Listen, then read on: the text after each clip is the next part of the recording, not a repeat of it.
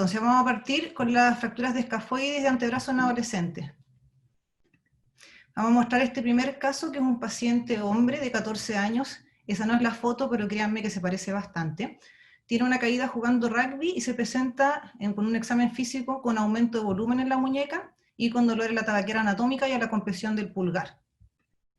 Estas son las radiografías que se tomaron inicialmente, son las radiografías clásicas de escafoides, hacer énfasis que son súper importantes. Recordemos que hasta un 20% de las fracturas de escafoides no se ven en la radiografía, y se debe tomar una posterior anterior, una lateral, una posterior anterior ulnar, o sea, con desviación ulnar, que es la proyección de escafoides, y la que es con pronación de 45 grados.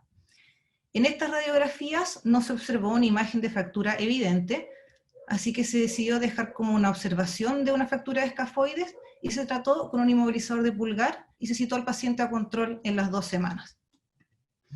El paciente asiste a las 4 semanas y reconoce no haber utilizado mucho el inmovilizador e incluso haber hecho deportes. Clínicamente persiste con dolor, por lo tanto se repite la radiografía, donde ya vemos algunas imágenes en que se hace evidente una fractura del polo proximal del escafoides. Incluso en esta proyección se ve que pudiera haber un poco de reabsorción ósea. Es aquí que nos hacemos la primera pregunta. Con estas radiografías, ¿usted solicitaría otra imagen? Y si es así, ¿qué imagen solicitaría? Aquí tenemos distintas alternativas. Puede ser una resonancia de muñeca, puede ser un escáner de muñeca, puede ser un escáner de escafoides, o no, con la radiografía sería suficiente. Vamos a esperar un tiempo para que puedan votar.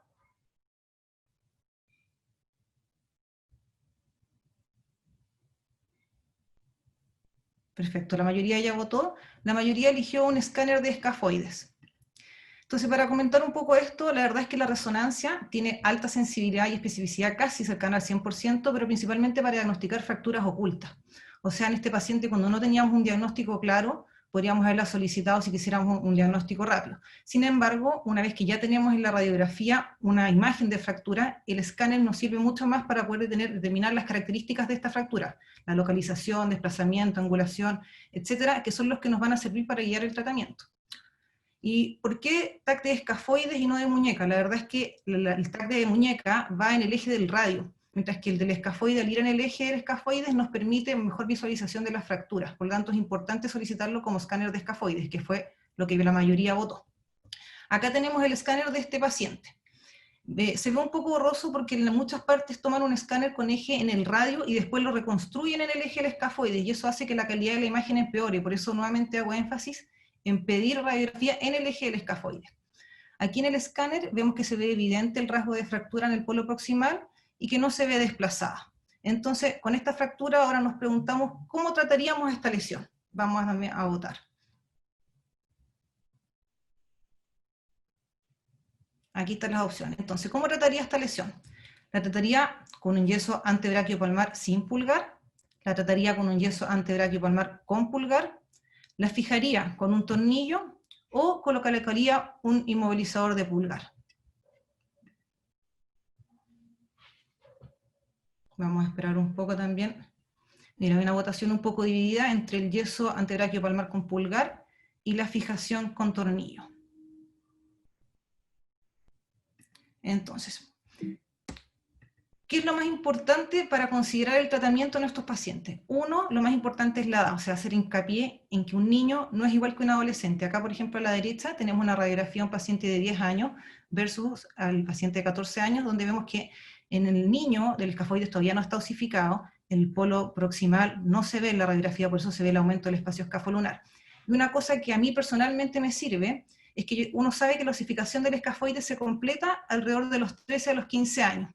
Y el cierre del primer metacarpiano es alrededor de los 15, 17, o sea, un poco posterior. Por lo tanto, si yo veo que un paciente tiene la fisis del primer metacarpiano cerrado, asumo que ese escafoides ya se va a comportar más como un adulto como el de un niño, y eso es un factor importante a considerar. Otro factor importante es la ubicación de la fractura, ya que el polo proximal, según las clasificaciones, sabemos que es una fractura inestable, que tiene altas tasas de unión y de necrosis vascular, y que además requiere inmovilización prolongada. Y además, cuando hay un retraso en el tratamiento, principalmente en la inmovilización mayor a 4 semanas, también tienen un alto porcentaje de no unión. Recordemos que este paciente no utilizó el inmovilizador. Basado en estos conceptos, creemos que el mejor tratamiento para este paciente debiera haber sido una fijación con tornillo. Ahora, ¿qué es lo que se hizo?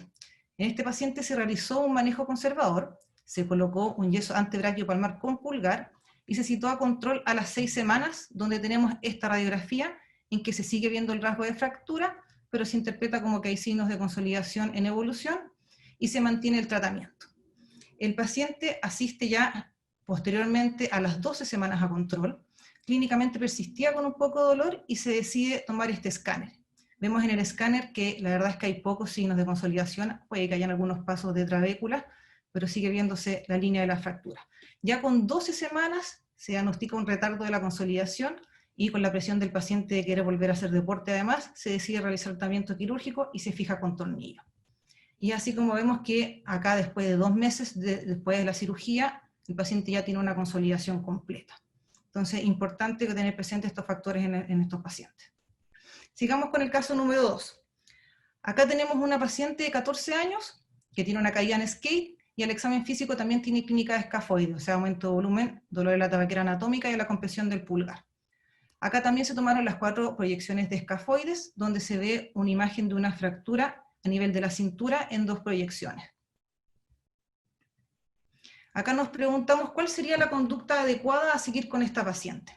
Tomaríamos un escáner de escafoides para caracterizar la lesión, colocaríamos un yeso antebráqueo palmar por 4 semanas, lo colocaríamos por 8 o 12 semanas, o haríamos una fijación percutánea con tornillo.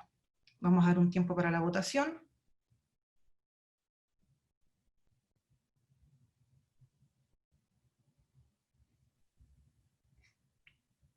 Ya, vemos que en este caso la mayoría votó por el escáner de escafoides para caracterizar la lesión.